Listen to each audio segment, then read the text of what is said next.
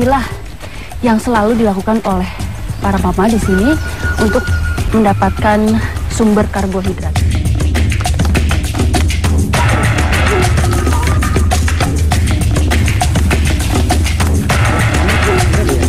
Ah ya ampun, ini telurnya kasuari. Telurnya kasuari seperti ini. Kalau dari jauh kayak buah mangga kalau saya perhatiin. Ternyata ini telurnya kasuari. Ya.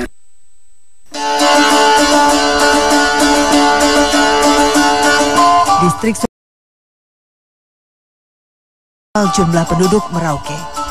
Sota hanya dihuni oleh 3.900 jiwa atau hanya 1,5% dari keseluruhan penduduk di kabupaten terluas di Papua ini. Meski demikian, Sota tidak pernah sepi oleh kedatangan warga dari negeri tetangga. Selain warga lokal dan transmigran, setiap hari warga Papua Nugini silih berganti datang ke distrik yang masuk dalam lingkungan Taman Nasional Wasuri ini. Tidak sedikit pula warga Papua Nugini yang pindah kewarganegaraan. David salah satunya. Sejak kewarganegaraan Papua Nugininya dilepas, ia mencari penghidupan dengan menjadi petugas kebersihan. Sang ramai didatangi wisatawan. Dari pengunjung ada yang kasih 20, 50, ya syukur kalau kasih, kalau tidak tidak jadi makan. Hidup yang dia sulit sekali untuk hidup. Pemerintah tidak perhatikan langsung ke pedalaman. Kalau di sini pemerintah dia perhatikan langsung ke kampung. Berpenghasilan sangat kecil dan tidak pernah bisa diprediksi nominalnya, mungkin bisa dibilang itulah bukti kecintaan David terhadap negeri ini. Meski kehidupannya masih jauh dari kata sejahtera. Selain membersihkan area perbatasan, setiap hari David juga menjaga lintasan perbatasan. Karena disinilah lokasi warga dari kedua negara kerap bolak-balik melintas, terutama untuk urusan ekonomi dan hubungan pertalian darah.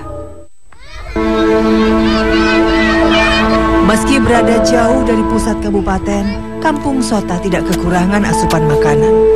Sejak bertahun-tahun lalu, mereka memanfaatkan hasil alam yang ada di dalam hutan untuk dikonsumsi. Tidak melulu tumbuhan. Ketika musim kering berlangsung mengakibatkan kerawanan pangan, namun bagi warga lokal Merauke, saat musim kering adalah musim ikan. Tidak pernah kehilangan akal. Banyak warga perbatasan antara Indonesia dan Papua Nugini yang mengambil ikan gastor. Ikan gastor banyak ditemukan di kolam yang lebih mirip dengan kubangan. Saat musim hujan, kolam kecil ini terendam air hingga kedalaman 1 meter lebih. Namun, saat musim kemarau panjang, kadar air menyusut hingga lebih dari 75%. Ketinggian air hanya mencapai 30 cm saja. Pada saat seperti ini, ikan gabus yang sebelumnya menyebar terperangkap dalam air yang kini bervolume rendah, terutama bagi ikan dewasa yang berukuran besar.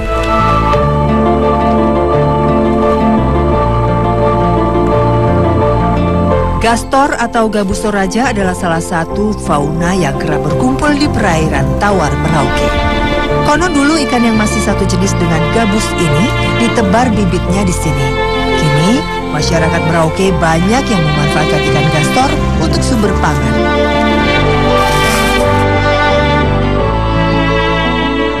Saat masuk ke dalam kolam, saya harus ekstra hati-hati. Selain lumpur yang dalam, ranting pohon yang bertebaran di dalamnya bisa dengan mudah menusuk telapak kaki.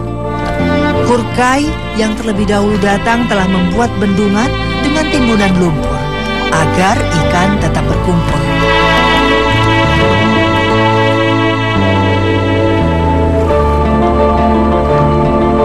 Gerakan ikan gastor akan terasa saat melintas mengenai bagian tubuh. Begitu juga dengan pergerakannya di permukaan. Tapi untuk mendapatkannya butuh aksi yang cekatan. Benar saja, dalam waktu sangat singkat satu ikan gastor berukuran besar berhasil ditangkap. Jangan heran jika melihat ikan di sini berukuran besar. Ikan gastor dapat tumbuh mencapai 1 meter lebih.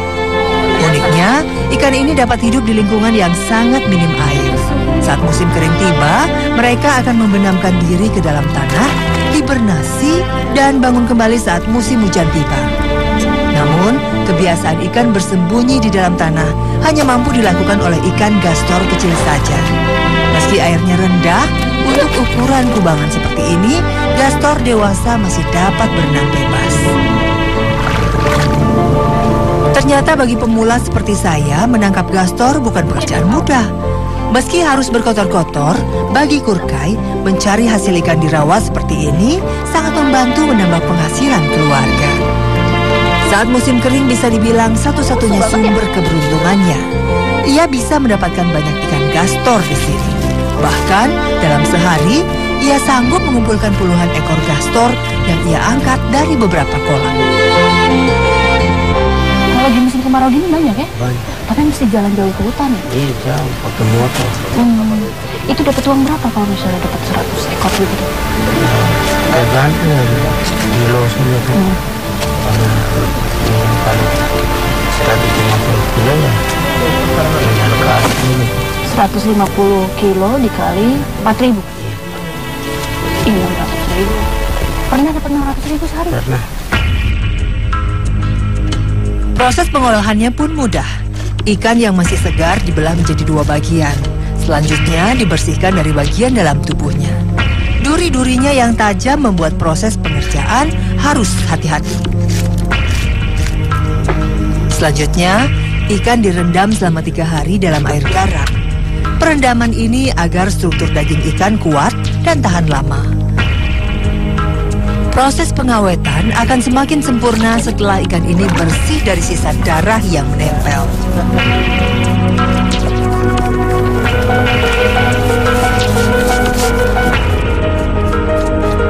Selanjutnya, ikan yang sudah terasa asin ini dicuci hingga bersih, lalu dijemur di bawah matahari langsung hingga benar-benar kering.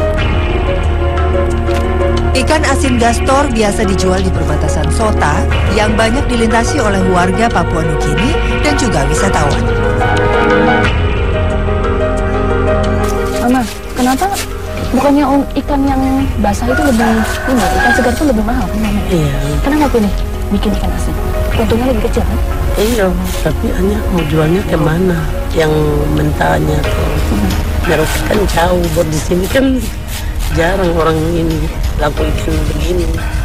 Iya, jadi sudah terpaksa bikin ikan asin saja. Hari-hari Yuliana adalah perjuangan berat. Ditemani adiknya Christina, juga buah hatinya Lauren. Kami akan mengambil sagu. Kami harus masuk ke dalam rimbunan hutan terlebih dahulu untuk mencari pohon sagu tumbuh. Di Ulilin, pohon sagu hanya tumbuh berkelompok di beberapa area, terutama di hutan yang lembab.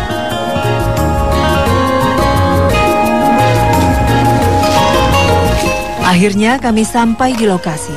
Sebuah batang sagu besar yang melintang di atas tanah menyambut kami. Tugas kami adalah mengambil isi batang sagunya. Tanpa waktu lama, sebuah alat kikir berbentuk tongkat mulai bekerja.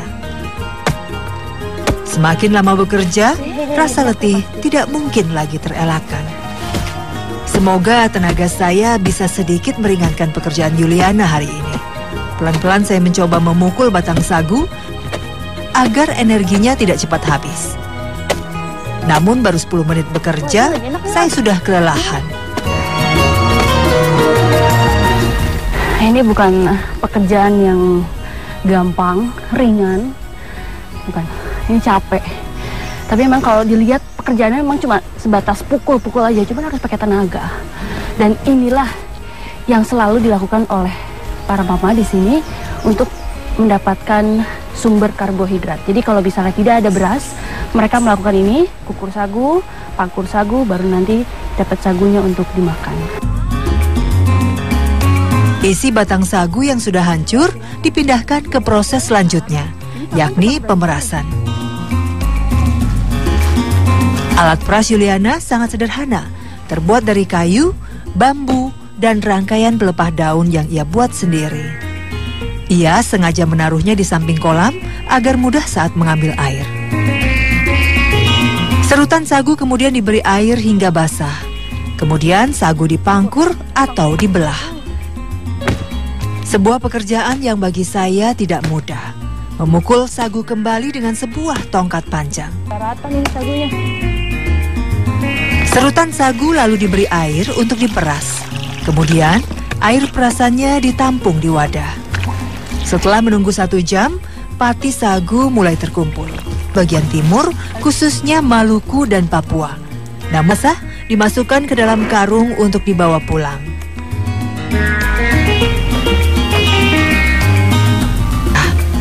Semua proses pengolahan sagu dilakukan dengan tangan sendiri. Untuk mempermudah proses pematangannya, sagu diberi air panas, lalu disajikan dengan makanan berkuah. Sudah kenyang.